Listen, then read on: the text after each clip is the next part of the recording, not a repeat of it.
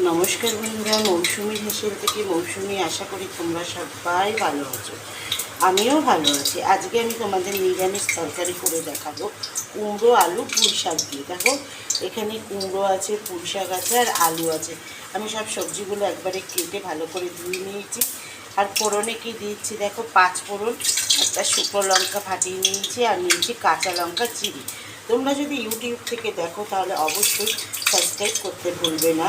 আর Facebook page থেকে যদি দেখো তাহলে পেজটাকে অবশ্যই ফলো করবে। চলো রান্নাটা শুরু করা যায়। দেখো আমি আজকে রিফাইন তেলে রান্না করছি। তেলটা গরম হয়ে গেছে, এদিকে বৃষ্টি হচ্ছে। দেখো বৃষ্টি হচ্ছে, দেখেছো, বোঝা যাচ্ছে। আর এখানে ভাত হচ্ছে।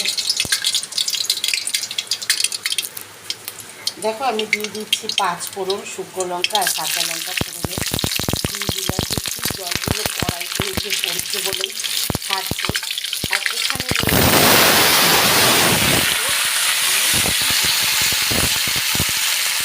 ভালো করে আমি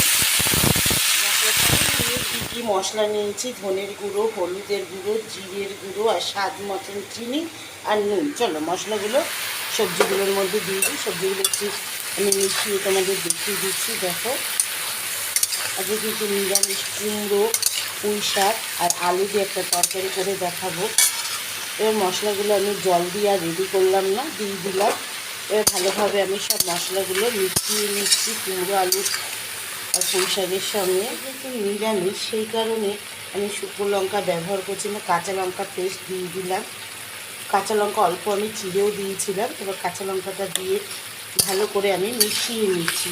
শুকনো মশলা বানিয়ে রেখেছি, দেখেছো, ধনে, জিরে, জায়ফল, তেজপাতা, শুকনো লঙ্কা, গোলমরিচ, বিভিন্ন ধরনের যত মশলা হয় সব মশলাগুলোকে আমি শুকনো খোলা তেলে তারপরে মিক্সিতে গুঁড়ো করে নিয়েছি। এই মশলার রেসিপিটা আমি একদিন তোমাদের দেখিয়ে দেবো কীভাবে এই মশলাটা আমি তৈরি করেছি। চলো এই মশলাটা দেখো, এই কুমড়ো আর পুঁই শাক আলুর মধ্যে আমি অল্প পরিমাণ দিয়ে দিলাম।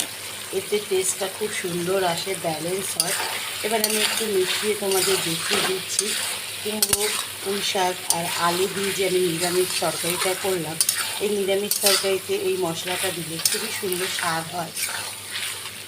হয়ে গেছে, আমি এবার গ্যাসটা অফ করে দিচ্ছি, দিয়ে ঠান্ডা হলে পরিবেশন করে দেখাচ্ছি। আজকে আমি আর ঘরে কী কী রান্না করছি দেখো। এই যে ডিম অমলেট করে নিয়েছি, দেখেছো, ডিম অমলেট করে এই যে আলু, এখানে আলু দিয়ে ডিম অমলেটের তরকারি করব। শাক আর আলু দিয়ে যে নিরামিষ রেসিপিটা আমি করলাম বা সবজিটা করলাম সেটা পরিবেশন করে নিয়েছি। আমি যেভাবে করলাম তোমরাও অবশ্যই এইভাবে করে কমেন্টস বক্সে কমেন্টস করতে একদম ভুলবে না, শেয়ার করতে ভুলবে না, লাইক করতে ভুলবে না। বেশি বেশি করে কমেন্টস করবে, লাইক করবে, শেয়ার করবে। আর ইউটিউব থেকে যদি তোমরা দেখো তাহলে অবশ্যই পেজটাকে সাবস্ক্রাইব করবে, আর ফেসবুক পেজটাকে অবশ্যই ফলো করবে। আজকের মতন আসি, নমস্কার, সবাই ভালো থেকো, সুস্থ থেকো।